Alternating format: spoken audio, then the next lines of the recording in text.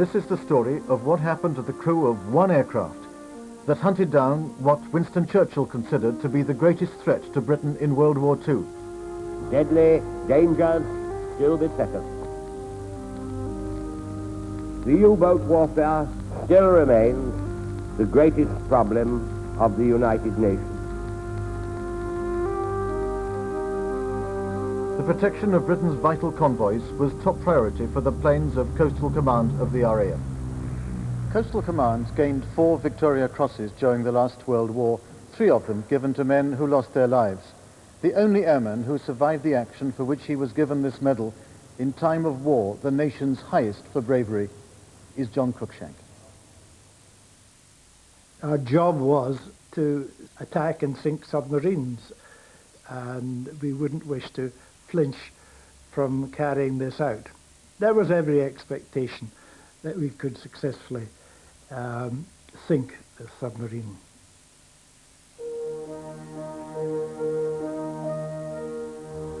At only 24, John Cruickshank was already an experienced captain, and those who knew him rated him an exceptionally skilled pilot. He headed a crew of 10, most of whom had flown many missions together. Among them was an Australian crewman, John Appleton, who operated the radar equipment. Flight Sergeant Jack Garnett, who was John Cruickshank's co-pilot. And Flying Officer John Dixon, known to everyone as Dickie, their highly respected navigator.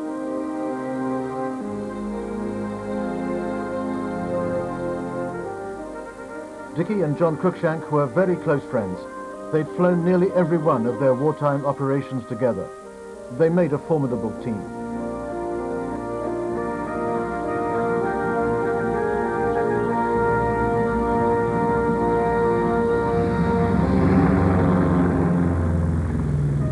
On the afternoon of the 17th of July 1944, their Catalina flying boat took off from Solemn-Vaux in the Shetlands. On board that day was an 11th man, a trainee pilot being shown the ropes by John Cruickshank. Right. You'll be shaking a lot, but if you hold on tight, you'll keep on the right course, everything will be fine. Thank you very much, sir. That was very helpful. What I was expecting to be a routine operation, anti-submarine patrol, where virtually nothing happens for time after time, turned out to be my baptism of fire. After flying north for 5 hours, they reached the Arctic waters off Norway, where they began their patrol. It was not long before something unusual appeared on the radar set.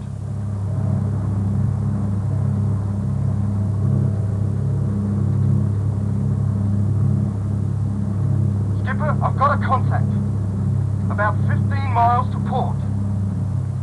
I'd seen previous contacts on the radar screen, which turned out to be fishing trawlers, large pieces of wreckage floating in the water.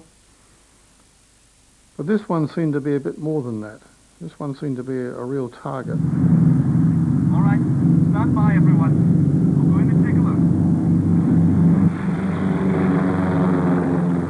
We had been advised that the Royal Navy were operating in the area, and so it could well be that this was one of our naval vessels. Skipper, it's not a destroyer, it's a U-boat. Everyone, we're going in. The target immediately responded by firing its main gun at us. The shells that they fired were explosive and could easily wreck their way into an aircraft. The bullets that we fired from our nose gun were just ordinary rifle-sized bullets which would just flatten themselves against the gun shield of the anti-aircraft guns. So it was a very one-sided affair.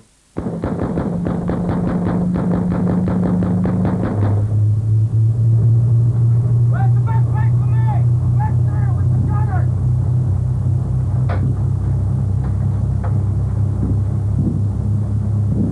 That's our position. John Dixon, the navigator, had a second job, that of bomb aiming. Good luck, John. He operated the bomb release equipment, which is in the very nose of the aircraft. and he could see the submarine, the target, and he looked through a window in the front of the aircraft. Too loud now, skipper.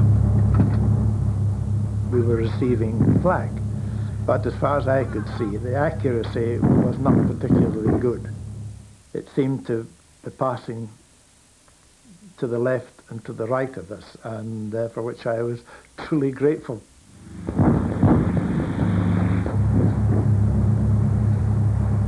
1 mile, skipper, 1 mile.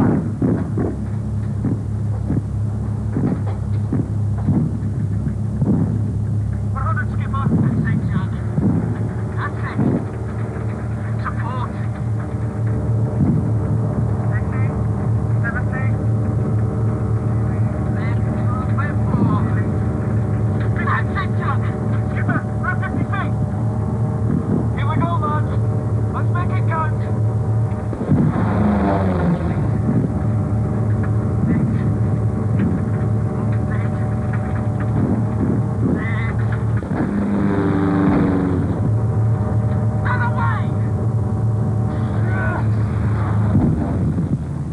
A perfect attack over the submarine. I remember looking down into the conning tower of the submarine quite clearly. My immediate reaction was to go back to the rear of the aircraft to look out and see what I thought was the inevitable destruction of a U-boat. Instead, I met two irate gunners standing there. I asked them what was wrong. They said, "Look."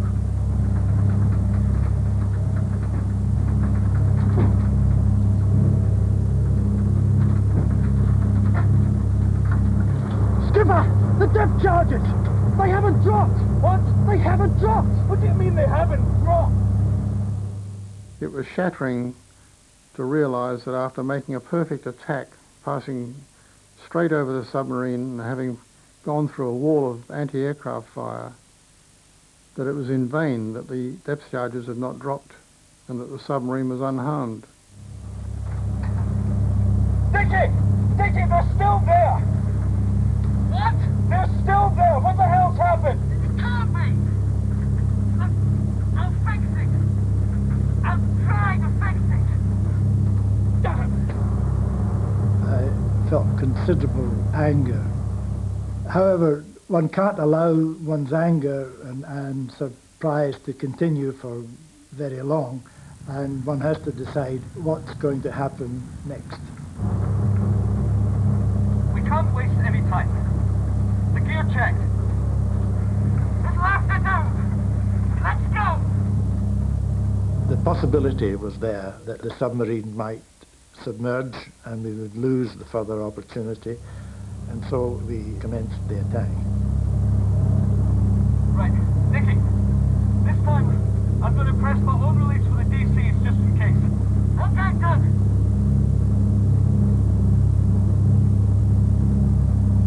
Is everybody ready?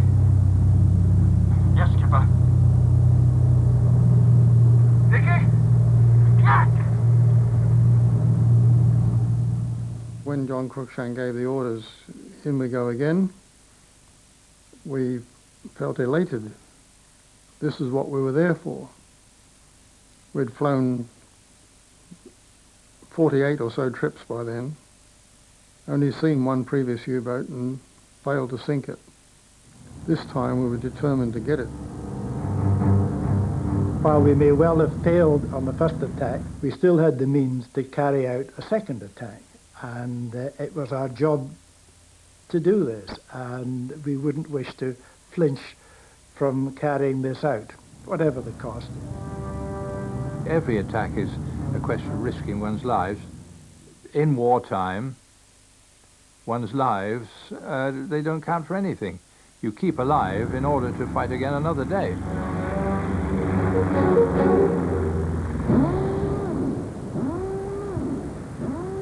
With the element of surprise lost, the German gunners now had the time to line the plane up in their sights.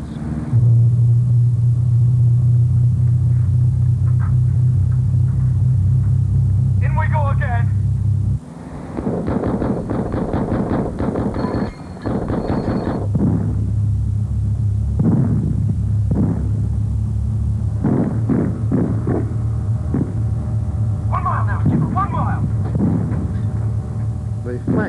considerably more accurate this time. There was just this wall of black anti-aircraft fire bursting in front of us, and John Cruickshank just flew the plane straight through it.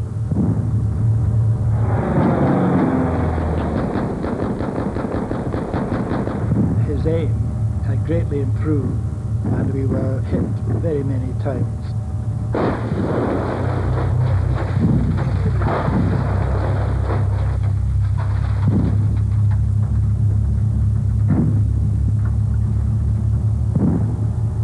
One's mind was made up on this. It was unthinkable that we should break off the attack when we were so close.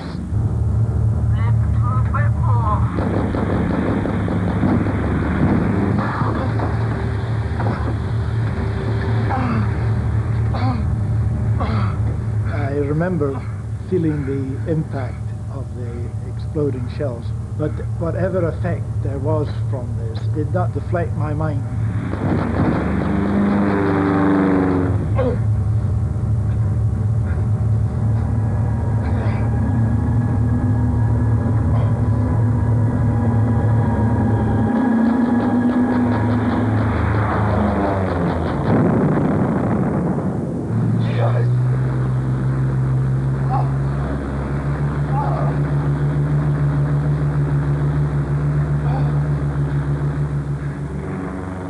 The attack was successful and the U-boat destroyed, but it had left the aircraft damaged, half the crew injured, and the captain seriously hurt. We climbed up above the clouds. I began to feel the effect of the wounds I had received. I went up forward and stood between the two pilots. I saw that Jack Garnett's left hand was bleeding, and I bandaged it. I then turned to John Cruickshank. I glanced up at him, and I noticed his face was terribly pale. Skipper! Skipper! Take control! I've got it! I realised he was very badly wounded, probably mortally wounded. On the left, Bunch!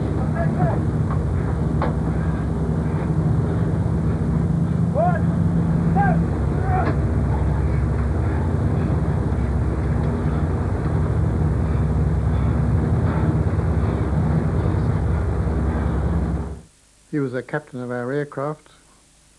We had a terrible obligation to make him comfortable and keep him alive. And we did what we could with our limited training. Give me another bandage! He was badly shot up, shedding vast quantities of blood which needed to be staunched. And were we going to get him back? Because we were such a long way from base. We were 5 or 6 hours away from help that he badly needed. Someone I can! I'm going up front! I could always remember in times of sickness, my mother wiping my face with a cool flannel. It was a comforting feeling. So I got a shell dressing and soaked it in water, which was made it quite cold, and wiped John Cruickshank's face, trying to make him as comfortable as I could.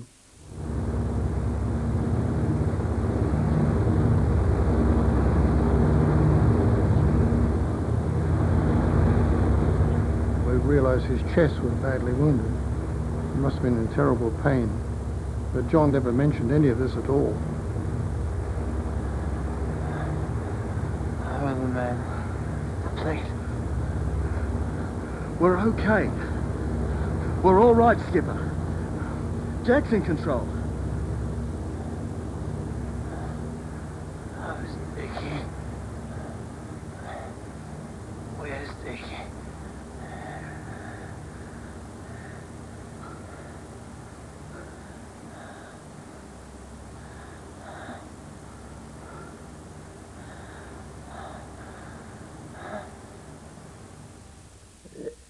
I was greatly distressed to hear that John had been killed. It was with some disbelief that that I learned this information, and one kept on hoping that it was not true. However, the important thing was to make sure that we could get the aircraft and its crew back to base.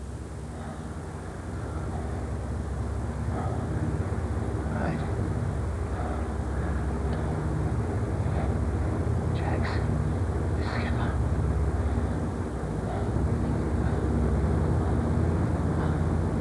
What's the position? Who's helping Jack? Don't worry. Ian's navigating.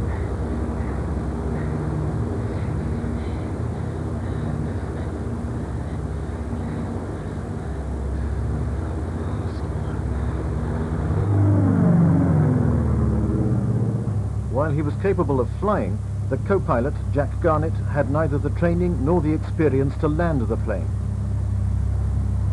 The only man who could do that was in the back of the aircraft, fighting for his life.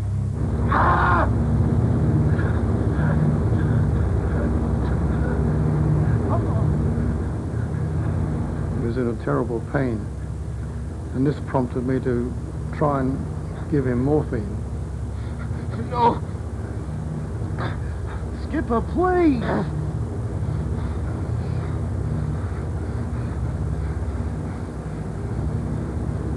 I declined the morphine, as I believed that this might well impair my judgment in making whatever decisions were necessary on the return flight.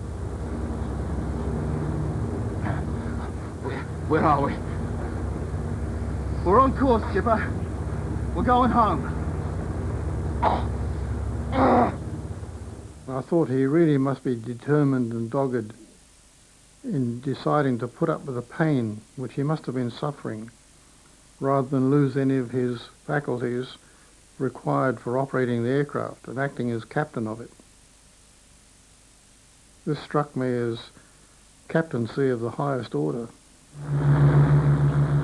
Although they were bound for home, they still didn't know their exact heading.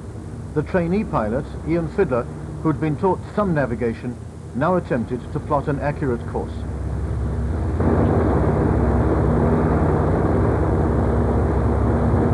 Somebody confirm our heading! Make it 190 magnetic, Jack! While making his calculations, he thought he'd uncovered a worrying development. Our rate of fuel consumption was higher than it should have been. That being so, and the distance we had to go, and our actual speed was such that, in my reckoning at that time, we weren't going to make it. We were not going to get to Sullom We were going to have to ditch. Sullom their base in the Shetlands, was still 5 hours away if they could make it. They'd lost radio contact, and as they flew south from the Arctic, it got darker.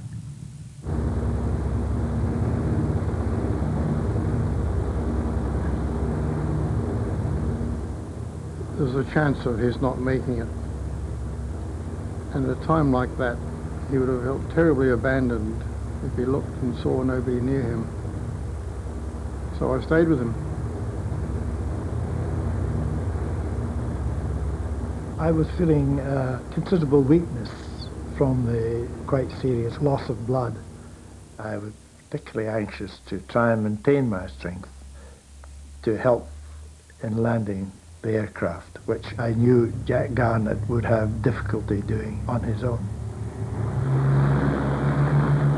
Despite damage and fears about the dwindling fuel supplies, the Catalina somehow managed to limp back to the Shetlands.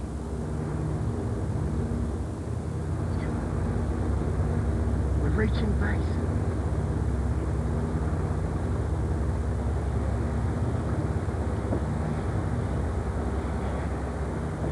Must help me up to the cockpit. No, Skipper, please. No. You must. Jack can land the plane. You must. And the idea of taking him forward through those bulkhead doors was unbearable. But he insisted, and he was the captain, despite his condition, and he acted as the captain, and so we obeyed him. 1, 2, 3! lifting him, 6'3" or 4" man, was quite an effort. It must have hurt him enormously. And looking back, I think it must have been the most painful journey a man could ever make.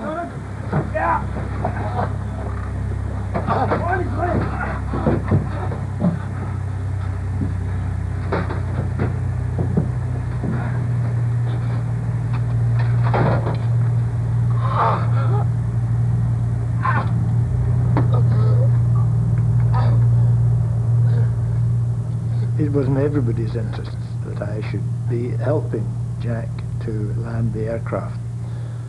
Whatever the physical cost, it was absolutely essential that I was there. Despite his failing strength, he considered it was still too dark for the inexperienced co-pilot to try to land the plane safely.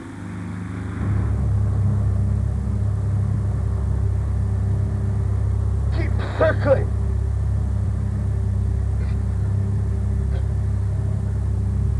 Need more light. Lighter.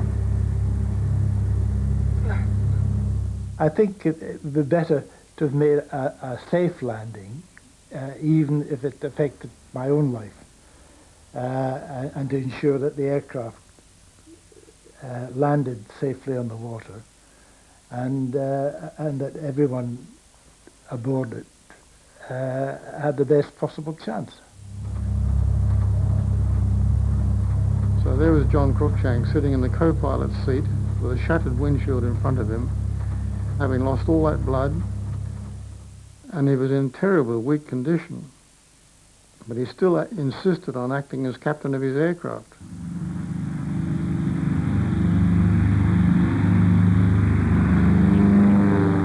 They circled over base for nearly an hour before he decided it was light enough to start the landing.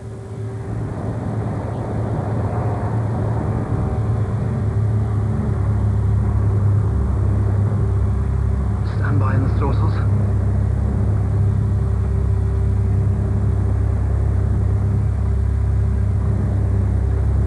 Gently.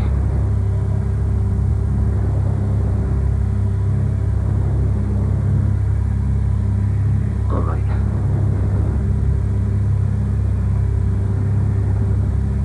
Take her down now.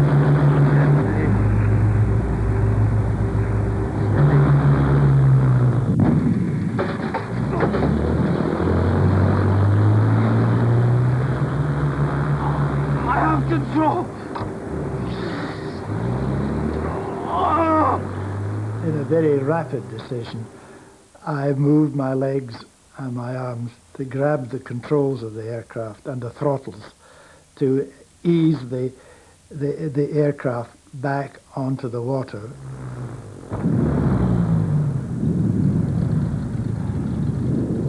I suffered very considerable pain at that time, and after it happened, I felt completely exhausted.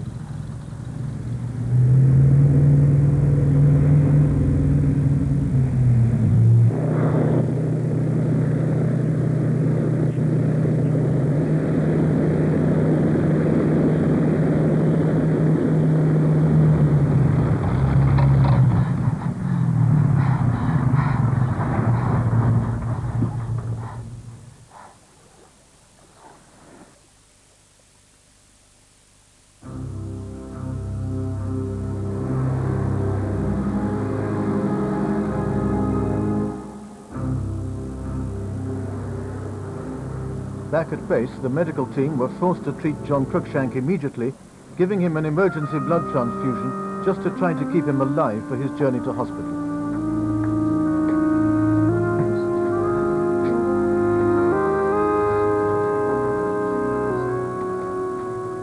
The doctor who first tended to him was astounded at the extent of his injuries.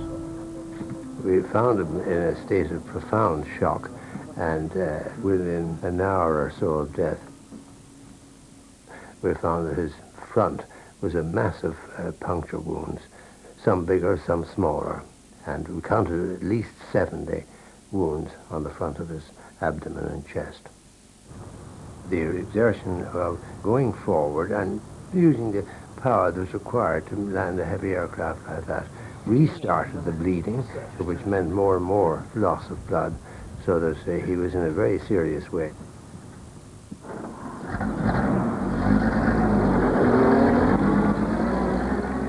John Cruickshank remained on the hospital danger list for 10 days. Like Nelson's last signal, engage the enemy more closely. Nobody could have engaged it more closely than John Cruickshank did that day. Some people, at times like this, they fall down like a pack of cards.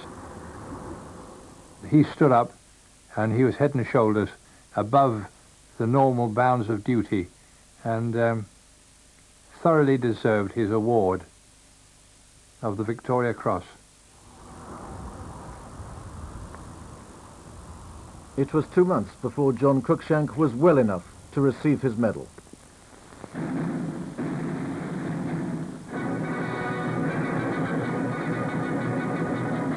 Lieutenant Cruickshank, Edinburgh Zone, BC. Parental pride in sons like John is no sin. In fact, it's a virtue. He was decorated for, I quote, one of the finest jobs in the annals of the RAF. While doing that job, he received 72 wounds. It's, of course, a great honour to have won this award. I sometimes feel that I hold this in trust for all those who flew with the command during the war. And of course, I also keep in mind all the members of my crew at that time who so magnificently carried out their duties.